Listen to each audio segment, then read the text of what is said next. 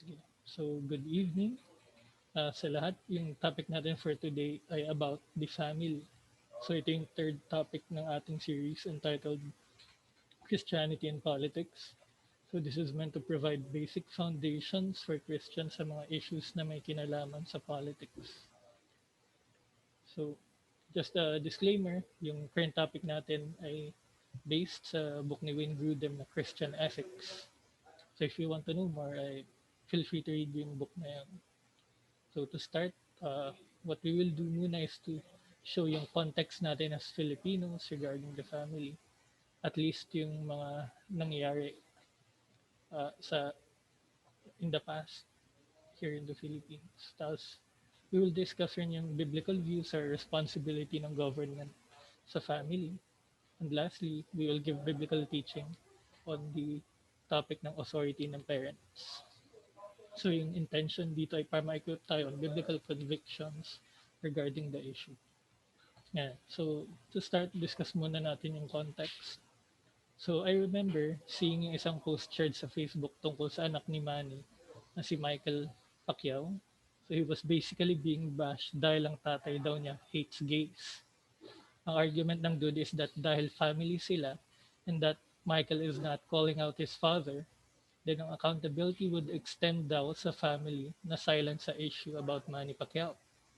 Funnily, another person joined the fray and sinabihan itong basher ni Michael Pacquiao kung bakit daw hindi niya kinocall out si Vico Soto when in fact ay his father has done worse. For this reason ay hindi raw siya consistent sa logic niya, and it seems to show na ang reason lang talaga niya for hating the kid is dahil sa kanyang dad. Another instance ay si Quito Noel. So isa siyang anak ng Malabon representative na si J. Lacson Noel. So kinall out niya yung kanyang nanay sa isang series of tweets dahil sa decision ng nanay niya sa anti-terror na law and sa renewal ng ABS-CBN na franchise. Ang sabi niya sa mga tao ng Malabon ay that they must not vote for a fascist, kung saan ay tinutukoy niya ang kanyang nanay. And he also asked people to allow him to move in with them. Ayan. So it seems na may notion sa pag-divide sa families dahil sa differences on political convictions or opinion. So another thing rin, syempre makikita natin yung gusto nila i-legislate yung sa Saudi Equality Act kasi nag-give ng penalty sa parents na magdisiplina sa anak nila if based yun on their Saudi. So in light ng mga issues na nabanggit, let's start muna on discussing yung uh, biblical uh, responsibility ng isang government tungkol sa family. So we will argue here for 2 points. Una, for governments to encourage married couples na mag-bear and raise ng children. Pangalawa, na ang parents at hindi ang government ang dapat na may primary responsibility for training their children. First, let's discuss muna ang point na ang gobyerno ay dapat encourage ang mga married couples na mag-bear and raise ng children. Yan. So makikita natin sa Bible na ito ay may very positive na view sa pag-bear and raise ng children. Sa katunayan, we can see na ang una na recorded na command ay ang human beings ay mag-bear ng children. Nagsabi sa Genesis 1:27 to 28, quote, "So God created mankind in his own image. In the image of God he created them. Male and female he created them. God blessed them and said to them, 'Be fruitful and increase in number. Fill the earth and subdue it. Rule over the fish in the sea and the birds in the sky, and over every living creature that moves on the ground.'" End quote. So si God ay pleased sa man and woman na ginawa niya, and He delights in them. And we know na sila ang pinaka-wonderful na part ng creation ni God kasi sila lamang ang made in the image of God. We can say na they were more like God kumpara sa ibang mga linikha ni God, and they represent Him sa earth.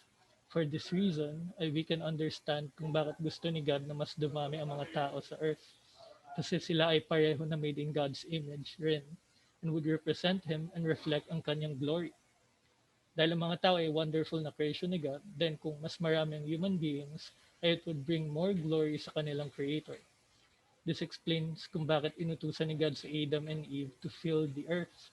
with God-glorifying beings, kung saan ay makita natin ang maraming henerasyon ng mga image bearer ni God ay pupunuin yung mundo. Ang desire ni God sa mga tao niya is to bear more children. Makikita rin ito sa ibang mga passages. So let's read yung mga yan. Yung first is yung Psalm 127:3. Quote, "Children are a heritage from the Lord, offspring are reward from Him." Unquote. Malachi 2:15. Quote, "Has not the one God made you? You belong to Him in body and spirit. And what does the one God see? Godly offspring. So be on your guard, and do not be unfaithful to the wife of your youth." End quote. 1 Timothy 5:14. Quote, "So I counsel younger widows to marry, to have children, to manage their homes, and to give the enemy no opportunity for slander." Ayan. End quote. And so, hindi dapat tayo magulat ng Bible sees children in a positive way. Kung hindi kasi mag-bear and raise ng children ng bawat henerasyon, na at least kasing dami nila, ay ang buong populasyon ay unti-unti na mawawala. Hindi hina na ang isang lipunan and possibly ito ay mawawala. Ang mga tao ay tumatanda rin and humihina sila to do productive work kung saan ay kakayanin nila na suportahan ang kanilang sarili. Unless, syempre, may bagong henerasyon ng mga mas bata na magtrabaho na sasama. Kung wala kasi ang mga mas bata na ito ay magtrabaho, ay mapupuno ang lipunan ng mga matanda na hindi na kaya magtrabaho. Eventually ay mas kaunti na ang mga bata na magsuporta sa mga matanda and mag-go downhill na ang economy ng isang lipunan o bansa. Ang sinasabi ko na ito ay nangyari na sa Europe.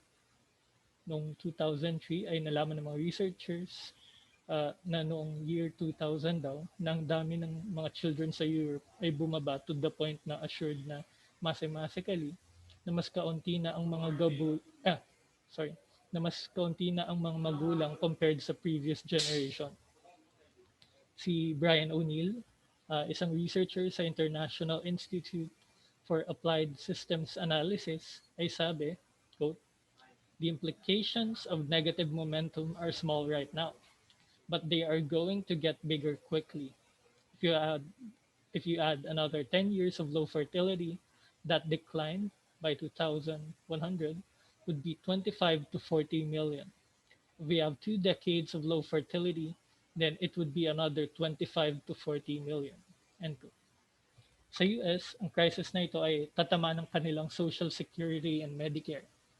Ayon kay David C. John, isang research fellow sa Heritage Foundation, quote, "As millions of baby boomers approach retirement, the program's annual cash surplus will shrink and then disappear. Then, Social Security will not be able to pay full benefits from its payroll and other tax revenues. It will need to consume ever growing amounts of general revenue dollars to meet its obligations. Money that now pays for everything from environmental programs to highway construction to defense. Eventually, either benefits will have to be slashed or the rest of the government will have to shrink to accommodate Social Security. The reason that Social Security's deficits are inevitable is fairly simple. Demographics are more predictable than most events. Millions of baby boomers will begin to retire in 2008. When those born in 1946 reach Social Security's early retirement age of 62. From then until 2025, every year we'll see another crop of baby boomers reach the 62-year-old threshold. Because the baby boomers have not produced enough children to replace themselves, the number of taxpayer workers will shrink. The future is coming with steady speed. Social Security's annual cash surpluses will begin to fail in 2008. Over roughly the next 10 years, those Social Security surpluses will continue to shrink and then disappear completely. Without those surpluses to reduce the size of the federal deficit, Congress will have to raise taxes to bring in billions of dollars to new revenues, cut programs, or let annual deficits climb. Together, Social Security and Medicare will consume an estimate of income taxes collected by 2040. End quote. Maliban dito, ay kailangan din ng isang lipunan ng mga anak kung saan ay papasahan nila ito ng cultural values at ang kanilang mga moral and behavioral standards. Kapag titigil kasi ang isang society na mag-bear ng children, then mag-fail ito to pass ang distinctive values nito sa mga mabubuhay in the future. And people may say na, di ba marami na masyadong tao sa mundo? We can say na hindi gaano karami ang mga tao na nag-glorify kay God, which is what God expects ang children ng mga Christian believers to be. We can say din na hindi rin marami ang people in general. Sa statistical studies kasi ng United Nations entitled World Population would stabilize at nearly 11 billion by year 2020, ay though mataas ang increase ng population noong 20th century, ay we can see na it's already slowing down. And predicted ito na mag-end ang world population by 11 billion by year 2200 to 200. Ayun. Again, ang responsibility ng government is to encourage married couples to bear and raise children. Second, ay let's discuss na yung point na ang parents, hindi ang government, ang may primary responsibility para i-train ang kanilang children. Ang Bible places ang responsibility sa pag-train ng children sa parents and hindi sa society as a whole and hindi rin sa civil government. Bilang halimbawa ay ang command ni Moses sa people of Israel na dapat turuan nila ang kanilang mga anak and ang language assumes ang setting ng isang household or family. Nasabi sa Deuteronomy 6:4-7, quote, Hear, O Israel, the Lord our God, the Lord is one. Love the Lord your God with all your heart and with all your soul and with all your strength. These commandments that I give you today are to be on your hearts. Impress them on your children. Talk about them when you sit at home and when you walk along the road, when you lie down and when you get up. End quote. Ayan. Makita rin natin yung utos sa Proverbs ay paulit-ulit na ina-assume ng mga tatay at nanay ay responsible sa pag-train ng kanilang children. So let me read each of the passages here. Proverbs 1:8. Hear, my son, your father's instruction, and forsake not your mother's teaching. Proverbs 6:20. My son, keep your father's commandment, and forsake not your mother's teaching. Proverbs 10:1.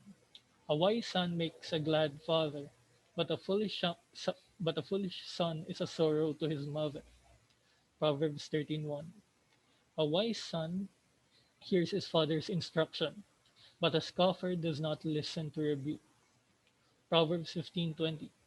A wise son makes a glad father, but a foolish man despises his mother. Proverbs 23:22. Listen to your father who gave you life, and do not despise your mother when she is old. Proverbs 31:1. The word of King Lemuel, an oracle that his mother taught him. Di lamang sa Old Testament, pero makikita rin natin sa New Testament na ang instruction of children ay responsibility ng parents. Let me read some of the passages here. Ephesians 6:1-4. Quote, Children, obey your parents in the Lord, for this is right. Honor your father and mother. This is the first commandment with a promise, that it may go well with you and that you may live long in the land. Fathers, do not provoke your children to anger, but bring them up in the discipline and instruction of the Lord. End quote.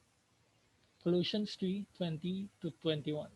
Quote, Children, obey your parents in everything, for this pleases the Lord. Fathers, do not provoke your children, lest they become discouraged. End quote.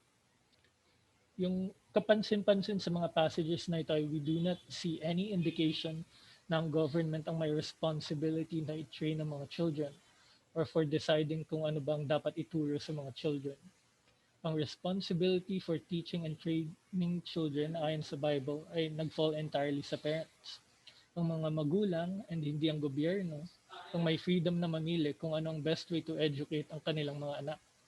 Ito ay completely opposite sa policies ng mga komunistang mga bansa kung saan ay kinukuha nila ang anak ng mga magulang at a young age and they indoctrinate them with communist propaganda, which is in many cases ay contrary ito sa convictions ng kanilang mga magulang. Opposite yun ito sa policy ng government ng Germany, which actually forces parents na dapat papasukin ng mga anak nila sa mga state-run na schools, kung saan ay maraming mga magulang ay nag-object dahil sa immoral and anti-Christian na values na tinuturo sa mga paaralan na yun. So ngayon, we just finished talking about yung responsibility ng government sa family. Ngayon naman ay we will talk about the biblical teachings sa authority ng parents. So we will discuss here 3 points, which are yung meaning ng commandment to honor ang parents, yung responsibilities ng children, and yung responsibilities ng parents. So first, let's discuss muna yung meaning ng commandment. Ang sabi sa fifth commandment sa Exodus 20:12 ay, honor your father and mother, that your days may be long in the land that the Lord your God is giving you. Ito ay restated ni Moses sa Deuteronomy 5:16, kung saan ay nagbigay siya ng additional na motivation for obedience. Ang sabi niya ay, honor your father and mother as the Lord your God commanded you, that your days may be long, and that it may go well with you in the land that the Lord your God is giving you. What we will do in light of this commandment is to discuss 4 points, which are yung placement ng commandment, yung meaning ng honor, yung motivation, yung affirmation ng New Testament sa command na ito, and ang broad application ng command. So let's start dito sa placement ng commandment. Ang first four na commandments ay nag-deal primarily sa relationship natin with God. Ang last six ay nag-deal primarily sa human relationships. And ang nauna sa human relationships ay sa instructions tungkol sa family. Hindi ito aksidente, pero ito ay placed sa fifth commandment. Dahil ang family ay foundational na building block ng society. Ang parents ay may greater na influence than anyone else sa susunod na generation. And dahil dito ay we can say na ganun din ang influence nila sa future ng mga lipunan at ng mga bansa. Kung ang mga kabataan ay tunay na i-honor nila ang kanilang parents, then matututo sila na mamuhay ng isang life na nag-obey kay God at malalaman nila mismo ang blessing ni God sa buhay nila. The same way na ang isang tatay ay sinabi sa kanyang anak sa Proverbs 3:1-2, my son, do not forget my teaching, but let your heart keep my commandments. For length of days and years of life and peace they will add to you. Now, we always hear ang word na honor. Ano ba ang meaning nito? Ang pag-honor ng ating father and mother means na dapat natin sila tratuhin with respect, deference, and care. And also na tratuhin sila as worthy of honor, as someone na important at significant. Si John Calvin sa Institutes observes na may 3 parts of honor na spoken of, which are reverence, obedience, and gratefulness. Sa Leviticus 19:3 ay we can see na ang people of Israel ay commanded to revere their father and mother. Ang obedience sa parents ay kasama sa Old Testament understanding ng commandment. And we can see in other passages na may severe penalty sa mga stubborn or rebellious son na hindi mag-obey sa voice ng kanilang father or mother and sa pag-curse sa kanilang father and mother. Next, ano ba ang motivation for obedience sa command na ito? Ito ay ang reward for a long life. Ang fifth commandment ay nag-specify ng reward na mag-come with obedience. Ang sabi sa Exodus 20:12, honor your father and mother, that your days may be long in the land that the Lord your God is giving you. Ang additional na reason ay that it may go well with you ay nadagdag sa commandment sa Deuteronomy 5:16. Per implied na ito, sabi ni John Frame sa Exodus. Ito ay dahil ang long life ay hindi blessing kung walang prosperity. Ang ginagawa ng Deuteronomy is to spell out what is already implicit sa Exodus. Ito ay ang prominent na example sa tinuturo sa hundreds of passages sa parehong Old and New Testament na si God gives blessing in this life in response to our obedience to Him. And yung New Testament also affirms this command. Si Apostle Paul affirms na ang commandment na ito ay applicable to all people for all time and hindi lamang sa nation of Israel na under the Mosaic Covenant. For example, ang sabi niya ay isa sa mga kasalanan ng Gentiles na hindi kilala si God sa Romans 1:30 ay dahil disobedient sila sa kanilang parents. And sa 1 Timothy 1:9 ay sabi niya na kasama sa lawless and disobedient ang mga nag-strike sa kanilang fathers and mothers. Furthermore, we see Paul explicitly quoting the fifth commandment sa instructions niya sa believers sa Ephesus. Ang sabi niya sa Ephesians 6:1-3, "Children, obey your parents in the Lord, for this is right. Honor your father and mother. This is the first commandment with a promise, that it may go well with you and that you may live long in the land." Ang commandment na ito ay may broader application din. Si John Calvin sa Institutes understood din na ang commandment na ito represents, in a broader sense, ang requirement ni God that we be subject sa lahat ng human authority na placed ni God over us. As I quote, ito yung sabi niya, quote, "Now, this precept of subjection strongly conflicts with the depravity of human nature, which, swollen with the longing for lofty position, bears subjection grudgingly. Accordingly, he has put forward as an example that kind of superiority which is by nature most amiable and least invidious, because he could thus more easily soften and bend our minds to the habit of submission. By what submission which is easiest to tolerate?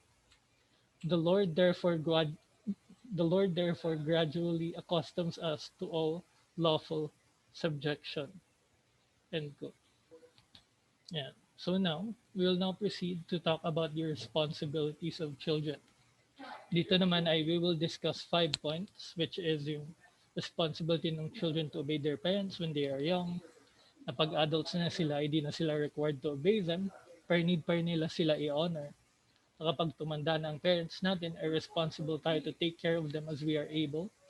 Na dapat natin respetuhin ang property rights ng magulang natin habang buhay pa sila, and about sa blessings ng obedience sa fifth commandment. So first, let's discuss muna yung point na kapag bata pa yung anak, responsible sila to obey their parents. Si Paul ay very clear nung sinabi niya sa Ephesians 6:1, "Children, obey your parents in the Lord, for this is right." Then we can see na he goes to quote the fifth commandment, "Honor your father and mother." This is the first commandment with a promise, that it may go well with you and that you may live long in the land. Inulit niya itong statement with only a slight modification sa Colossians 3:20. "Children, obey your parents in everything, for this pleases the Lord." We can see Jesus as the best example ng obedience na ito when he was 12 years old. Ang sabi sa Luke 2:51, "And he went down with them and came to Nazareth and was submissive to them." Ang context nito is when Jesus was discussing among the teachers sa temple, and sinabihan siya ng parents niya na they were in great distress looking for him. So sumunod siya agad sa kanila. Gayunpaman, ang obedience sa parents ay hindi dapat mas mataas sa obedience kay God. Implied ito ni Paul nung sinabi niya na obey your parents in the Lord, which indicates na ang loyalty kay God ay dapat mag-take priority over sa obedience ng parents natin. Tinuro rin ni Jesus na di dapat natin love ang parent natin over Him.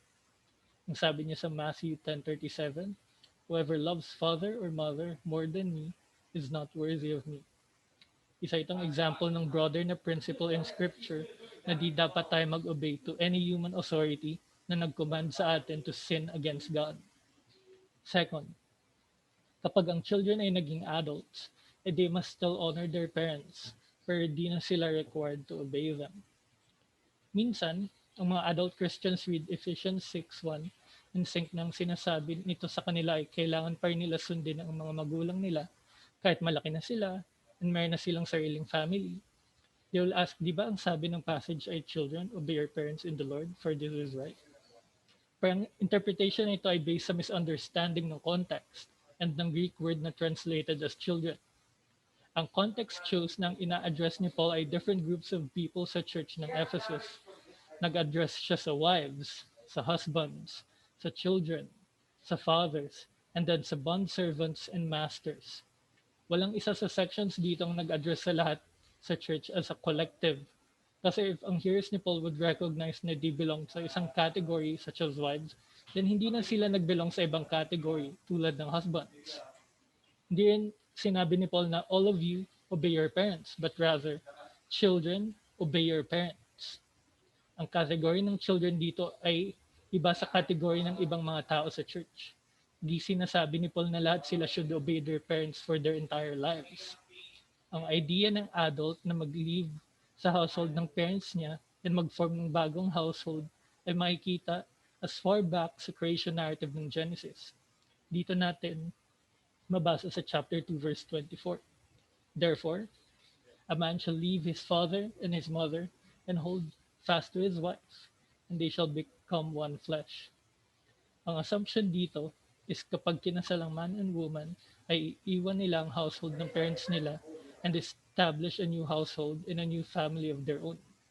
Pag lumaki na ang bata from childhood to adulthood, ay dapat they experience a gradual transition mula sa relationship ng isang small child to a parent kung saan ang parent ay continually nag-give ng direction na dapat sundin ng anak itong adult to adult relationship kung saan ang parent will more often give counsel and advice if asked and less often giving demands kahit ang child ay nakatira pa rin sa bahay while approaching mature and independent adulthood. Ang adult na son or daughter ay dapat mag-submit pa rin sa authority ng parents with respect sa conduct sa household ng parents habang siya ay nakatira pa sa bahay nila. In other words, ang isang adult na child ay dapat i-respect ang authority ng husband and wife na nagmamay-ari ng bahay, katulad ng pag-respect ng isang bisita. At ito ay with respect sa matters of conduct sa bahay, within the household, and hindi sa all of life. Imposible rin for us to say exactly at what particular age natin masabi na ang child ay maging adult na hindi na siya subject sa authority ng kanyang parents. Certainly ay sa time na grown up, married, and established na sa sariling household ay na-reach na niya ang full adulthood. Hindi na siya subject sa authority ng parents niya. We can say na ang wise parents ay mag-give ng malaking amount ng freedom para sa kanilang adult children na nakikitira pa rin sa bahay nila habang ang mga ito ay nag-work or nag-aaral, allowing them na mag-make ng decisions that seems best for them na tungkol sa mga bagay na ginagawa outside the home. Ang mga adult children, however, ay dapat tandaan na while Paul addressed obedience lamang sa children and hindi sa adults, ang fifth commandment ay hindi lamang sa children addressed. Ang pag-honor sa father and mother ay something that God spoke sa lahat ng people of Israel, bata man o matanda. This commandment should teach all of us to show honor and respect to our parents in public and in private for their entire lives, kahit minsan ay mahirap ito gawin. Third, kapag ang parents ay matanda na, ang anak nila ay responsible to care for them as necessary at as they are able. Ang early church ay nagkaroon ng problema kung paano ba nila dapat alagaan ang mga widows dahil namatayan na sila ng husbands. Hindi na nila kaya to support themselves. Ang church ba ay may responsibility na suportahan sila? Ang answer ni Paul ay yes. Ang church ay dapat alagaan ng mga widows na yon. Pero bago maging involved ng church, ay dapat ang children nila ang gagawa ng part of caring for them. Ang sabi sa 1 Timothy 5:3-4 and verse 8, quote, honor widows who are truly widows. But if a widow has children or grandchildren, let them first learn to show godliness to their own household and to make some return to their parents, for this is pleasing in the sight of God. But if anyone does not provide for his relatives, and especially for members of his household, he has denied the faith and is worse than an unbeliever. End quote. Minsan, ang pag-care na ito ay kasama ang financial support. Minsan, kasama dito ang pagdala ng magulang sa mismong house mo para alagaan or para tulungan sila makapunta sa lugar na maaalagaan sila na maayos. Iba-iba ang solution depende sa bawat family in different circumstances. Pero we can see na based sa sinabi ni Paul ay may significant na amount of responsibility ang child sa pag-alaga sa kanilang parents, so far as kaya nila ito gawin. Si Jesus ay rinibuke ang Pharisees na in habit of telling people na pwede nila i-avoid ang obligation to care for their parents at ibigay na lang ang pera nila sa temple. Ang sabi sa Mark 7:9-13, quote, and he said to them, you have a fine way of rejecting the commandment of God in order to establish your tradition. For Moses said, honor your father and mother. And whoever reviles father or mother must surely die. But you say, if a man tells his father or his mother, whatever you would have gained from me is korban, that is given to God, then you no longer permit him to do anything for his father or mother, thus making void the word of God by your tradition that you have handed down, and many such things you do. End quote. Ang general principle na inuphold ni Jesus ay ang pagbigay ng pera sa isang religious ministry activity ay hindi excuse sa obligation natin to take care of our parents. To do so would make void the word of God. Fourth, ang children ay dapat irespeto ang independence at property rights ng kanilang parents habang buhay pa sila. Positive ang view ng scripture sa tradition na nag-leave ang parents ng mamanahin ng kanilang mga anak at apo. Ang sabi sa Proverbs 13:22, a good man leaves an inheritance to his children's children. Dahil ang mga anak ay nag-expect na mamanahin nila ang pera ng kanilang magulang, maaari nila isipin na ang part nun ay sa kanila na bago pa mawala yung kanilang parents. Pero habang buhay pa sila at kung hindi pa sila actually nagbigay ng actual property sa child, ay pagmamayari pa rin ito ng magulang. Ang Book of Proverbs ay nag-warn laban sa mga anak na nag-disrespect sa property ng kanilang parents. Ang sabi sa Proverbs 28:24, whoever robs his father or his mother and says, that is no transgression, is a companion to a man who destroys. So yes, let's discuss naman yung blessings ng obedience sa fifth commandment. We see ng restatement ng Ten Commandments by Moses ay nag-expand sa promised blessings for obedience. Ang sabi sa Deuteronomy 5:16, honor your father and mother as the Lord your God commanded you, that your days may be long and that it may go well with you in the land that the Lord your God is giving you. Although ang blessing ng long and good life sa Israel ay specific sa Mosaic Covenant, we can see sa dalawang passages sa New Testament na si Paul ay kinokonek ang obedience to parents sa blessings na mapupunta sa children. Sa Ephesians ay direkta niya na kinote ang Deuteronomy 5 with the implication ng blessing na that it may go well with you ay nag-apply pa rin sa children ng New Covenant. Sa Ephesians 6:1-3 ay sabi, children, obey your parents in the Lord, for this is right. Honor your father and mother. This is the first commandment with a promise, that it may go well with you and that you may live long in the land. Then, nung in-instruct ni Paul ang mga anak na mag-obey sa kanilang parents, sa Colossians ay nag-add siya ng mas strong na motive, which is that si God mismo ay pleased sa obedience. Ang sabi niya sa Colossians 3:20, children, obey your parents in everything, for this pleases the Lord. Ibig sabihin ba nito na ang children na nag-obey sa parents nila at ang mga nag-honor ng parents nila ay hahaba ang buhay kumpara sa mga hindi gumagawa nito? We need to answer this carefully. Sa Old Testament kasi ay ang rewards ay mas earthly at material. At sa New Testament ay mas heavenly at spiritual. Dahil imbes na geographical land ng Israel, ay ang citizenship natin ay sa heaven. Wala tayong hinahanap na lasting city dito sa earth, or we seek a city that is to come. Pero this doesn't mean na we should dismiss ang expectation ng obedience sa fifth commandment ay mag-result sa longer and better life here on earth as a general principle. We can say this kasi ang common sense na observation is that ang obedience ng children ay nagbibigay sa kanila ng better success sa education kasi matututo sila ng better na work habits, personal relationship skills, kaya rin nila alagaan ng mas maayos ang kanilang health, at may mas mataas sila na integrity at personal moral standards. Ayun. So, ngayon, we just finished talking about the responsibilities of children. Ngayon naman, we will talk about sa responsibilities ng parents. So dito we will discuss 5 points, which are love, discipline, patience and understanding, instruction, and ang importance sa pag-train ng children. First, ang una is love. Ang Bible ay madalas na ina-assume ng magulang ay mamahalin ng kanilang anak at seldom lang directly na commanded sila to do this. Evident ito sa mga passages tulad ng word ni God kay Abraham na, take your son, your only son, Isaac, whom you love. At sa malalim na kalungkutan ni David para sa kanyang rebelding anak na si Absalom nung namatay ito. Si David din ay kinumparang love ni God para sa atin sa compassion ng isang ama para sa kanyang mga anak. Ang sabi niya sa Psalm 103:13, as a father shows compassion to his children, so the Lord shows compassion to those who fear him.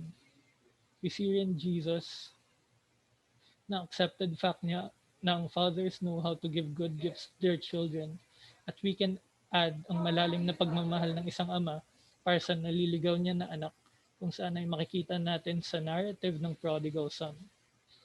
Second, discipline. Mga magulang ay responsible para magkaroon sila ng mga masunuri na anak.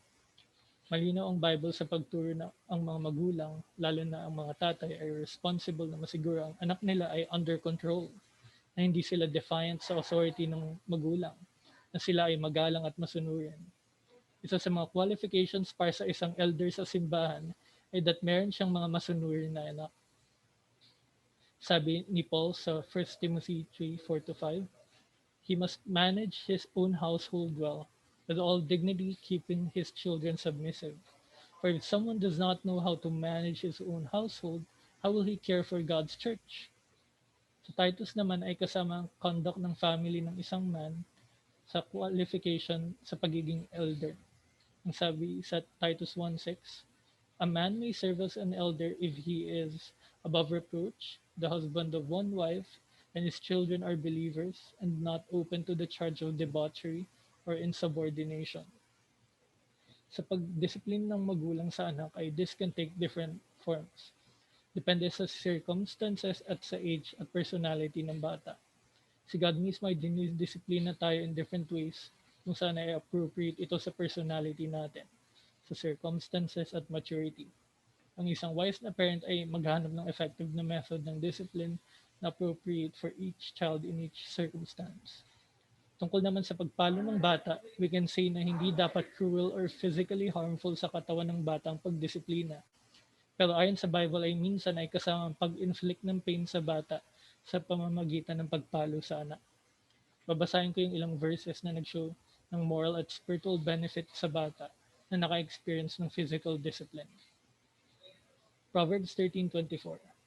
Whoever spares the rod hates his son, but he who loves him is diligent to discipline him. Proverbs 22:15. Folly is bound up in the heart of a child, but the rod of discipline drives it far from him. Proverbs 23:13-14. Do not withhold discipline from a child. If you strike him with a rod, he will not die. If you strike him with the rod, you will save his soul from Sheol. Proverbs 29:15-17. The rod and reproof give wisdom, but a child left to himself brings shame to his mother. Discipline your son, and he will give you rest. He will delight. He will give delight to your heart. Wala sa mga passages na ito or sa context nila ang nagpapakita na para lang ito sa Jewish people na nasa ilalim ng Mosaic Law. Ito ay wise instruction ni God sa lahat ng human beings sa lahat ng cultures sa bawat lipunan.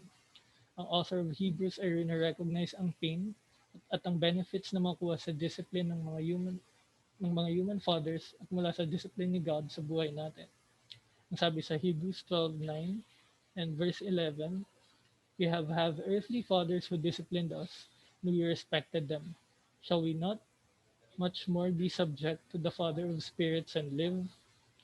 For the moment, all discipline seems painful rather than pleasant, but later it yields the peaceful fruit of righteousness to those who have been trained by it. End quote. Nevertheless, sa maraming instances, ay hindi naman kailangan gawin ng physical discipline, pero ang salita ay enough na. Ang sabi sa Proverbs 13:10, a rebuke goes deeper into a man of understanding than 100 blows to a fool. Third, ang patience and understanding. Maliban sa love and discipline, ay ang Bible ay nag-specify na responsible ang parents na mag-show ng patience at understanding sa kanilang mga anak. Ang sabi sa Ephesians 6:4, fathers, do not provoke your children to anger, but bring them up in the discipline and instruction of the Lord. This means na ang discipline ay hindi dapat maging overly harsh or demanding, which will definitely provoke them to anger. Though pwede na ma-provoke ang mga to anger kahit wala silang na-experience na discipline sa kanilang magulang. Ang kawalan ng disiplina ay hindi expression ng love sa kanilang children. And masense ito ng bata and mag-respond sila sa lack of discipline sa pamamagitan ng mas malala na behavior. As if sinasabi nila na gusto nilang madisiplina talaga. Si Gwen D. War, isang evolutionary anthropologist, ay na-observe na pagkatapos niya tignan yung iba't ibang parenting style, ng pinaka-substantial at significant na predictor ng poor self-regulation skills sa mga bata ay ang pagkakaroon ng magulang na nag-answer ng yes sa mga questions tulad ng I ignore my child's bad behavior and I give in to my child when he or she causes a commotion about something. Fourth, instruction. Ang pag-bring up sa mga anak sa discipline and instruction of the Lord ay kasama ang pagturo sa kanila about God and His ways. Ang Book of Proverbs ay makita natin na puno ng teachings mula sa mga nanay at tatay. Si Moses, nagbigay siya ng direction sa mga tao ng Israel sa pag-train ng kanilang mga anak. At ito ay nag-give ng wise pattern sa lahat ng mga magulang for all time. Sabi sa Deuteronomy 6:6 to 7, and these words that I command you today shall be on your heart, shall teach them diligently to your children, and shall talk of them when you sit in your house, and when you walk by the way, and when you lie down, and when you rise. Ang wise na parenting ay joyful na task, pero ito ay challenging at minsan mahirap. This means na yung mga magulang ay dapat naintindihan yung kanilang mga anak. Kasama rin rito ang kanilang unique na gifts and interests. Ang mga magulang ay dapat na matandaan na yung pag-teach nila sa kanilang mga anak ay by example. So kasama ito ay hindi lamang salita. So so yung instructions ni Paul at Peter uh, sa church ay nag-apply din siya sa parents. Yung sa Titus 2:7 sabi, show yourself in all respects to be a model of good works, and in your teaching show integrity and dignity. And sa 1 Peter 5:3, serve as not domineering over those in your charge, but being examples to the flock. So may ask, like, paano if nagkamali na kami sa aming mga anak? I would say na inevitable na magkamali tayo dahil imperfect tayo na mga human beings. Pero if alam ng mga anak na mahal sila ng mga magulang nila, ay that will compensate sa occasional na mistakes na nagagawa nila. Tulad nga ng sabi ni Peter na love covers a multitude of sins. We can say na if ang parents at children ay sinisik si God ay kahit ang mali ng mga magulang ay for the long term, ay mag-turn out pa rin for the benefit ng children. Romans 8:28 will still ring true. And we know that for those who love God, all things work together for good, for those who are called according to His purpose. In light of this ay ang pag-transfer ng truth about God in His Word at ang way of life na instructed ni God sa future generations ay isang mabigat at mahalaga na responsibility. Ito ay isang responsibility na entrusted sa atin ni God throughout each generation hanggang sa pagbalik ni Jesus. Tulad nga ng sabi sa Psalm 78 to 7, quote, I will open my mouth in a parable. I will utter dark sayings from of old, things that we have heard and known, that our fathers have told us. We will not hide them from their children, but tell to the coming generation the glorious deeds of the Lord and His might, and the wonders that He has done, and the wonders that He has done. He established a testimony in Jacob and appointed a law in Israel, which he commanded our fathers to teach to their children, that the next generation might know them, the children yet unborn, and arise and tell them to their children, so that they should set their hope in God and not forget the works of God, but keep His commandments. End quote. Lastly, I would say na important ang pag-train sa mga anak. Ang mga societies ay lumalayo sa Christian standards ng mga Christian families na may mga masunurin, polite, disciplined, cheerful, happy, peaceful, at confident na mga anak. And of course, pag may mga ganun na kind of children, mas mag-stand out yun more compared sa non-Christian sa culture. Ang culture kasi natin ay characterized by angry, undisciplined, and mga rebellious na mga anak na madalas ay masama sila to one another and sila pa yung nagiging source of problems sa kanilang schools. So, ayun. Ngayon, we just finished talking about the biblical teaching on the fifth commandment and yung authority ng parents. So, in summary, diniscuss natin yung context ng family sa Philippines. We discussed yung role ng government regarding sa families of Bible and also ang biblical teaching sa fifth commandment and sa authority ng parents. So, ayan. Tapos na tayo sa discussion natin. So, we can now proceed sa Q&A.